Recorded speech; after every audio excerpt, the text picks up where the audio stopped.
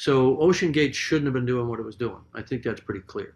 I wish I had been more vocal about that, but I think I was unaware that they weren't certified because I wasn't really studying it. I wasn't really interested. Stockton Rush asked me if I wanted to go out there and dive this season. I wasn't interested. This poor, I mean, this father and son on Father's Day, paid $500,000 to go down in this thing. Holy crap. It's just tragic, and it's horrific, and it's unnecessary. And by the way, it's not lost on me as somebody who's studied the meaning of Titanic. It's greater meaning to us, historically and societally, that it's about warnings that were ignored. That ship's lying at the bottom of the ocean, not because of the nature of its steel or the nature of its compartments, but just because of bad seamanship. The captain was warned. There were icebergs ahead. It was a moonless night, and he plowed ahead for whatever reason. I think there was some greed. There was some glory in it. He had to boot up his rear from J. Bruce Ismay to get into New York on time or early, so they'd have a headline, which I show in the film. And here we are again, and at the same place. Now there's one wreck lying next to the other wreck for the same damn reason. Search, search, search. 4 days of search. They're searching everywhere. They were running around with their hair on fire. The sub was right where it was. It was literally on the seafloor below its last known position, which is the first place you look in a search, is the last known position. You don't go running around all over the landscape with planes and trains and automobiles searching, right? It was right where it was when it imploded, and I knew that's where they were going to find it. So you search, first place you look is the last known position, and that's where it is. So there was ultimately never a search. And that ROV was only in the water for about 3 hours before they found it. So what does that mean? They went to the last known position, they looked on the sonar, they saw a clump that was never there before, they drove over to it, and there it was. It's pretty much that simple, right? So, all of this has just been people running around, waving their arms with their hair on fire for 4 days straight. And I just feel terrible for what the families must have been going through during that time. And that then goes back to why the authorities chose to not say what they knew. Begs a question now, doesn't it? Yeah, why do you think they didn't? I do not want to speculate. Jim, Well, I can speculate all day long, but I am not going to say it out loud. Look, Monday morning when I first found out about the incident, got on a whole bunch of calls and emails. It's a small community.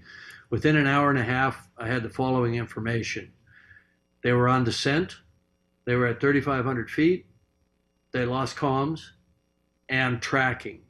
The last one being the critical one, because the transponder that's used to track a sub during descent and on the bottom is a fully autonomous system. It's in its own pressure housing, and it has its own battery power. So for them to lose comms and tracking at the same time, sub was gone. There was no question in my mind. For days, I tried to run other scenarios that could account for it. I could come up with nothing. So the next thing I did was contacted a few more people and managed to track down, there are acoustic networks around. Some are research, some are intelligence. We got confirmation within an hour that there had been a loud bang at the same time that that comms were lost. A loud bang on the hydrophones, loss of transducer or transponder, loss of comms. I knew what happened. Sub imploded. I sent emails to everybody I know. I said, we've lost some friends. The sub has imploded. It's on the bottom in pieces right now. I sent that out Monday morning. We never expected to see a scenario like this.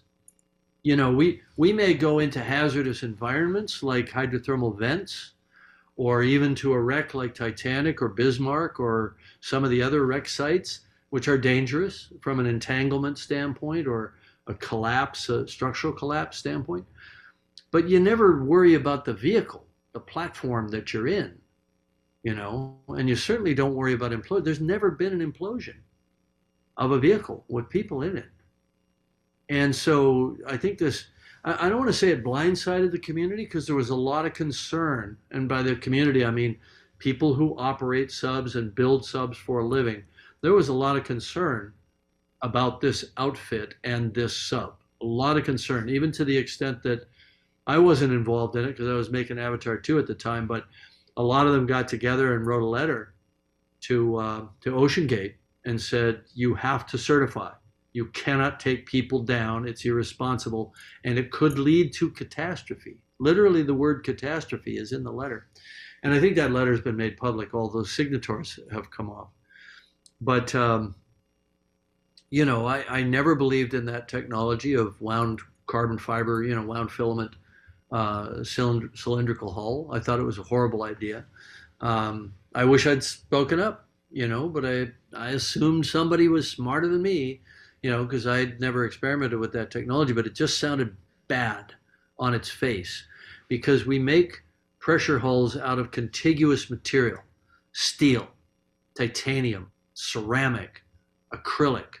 And so you can model it, you can do finite element analysis of it, and you understand the yield properties, you understand the number of cycles that it can take. But you can't do that with a composite material because it's two dissimilar materials, sort of bonded together.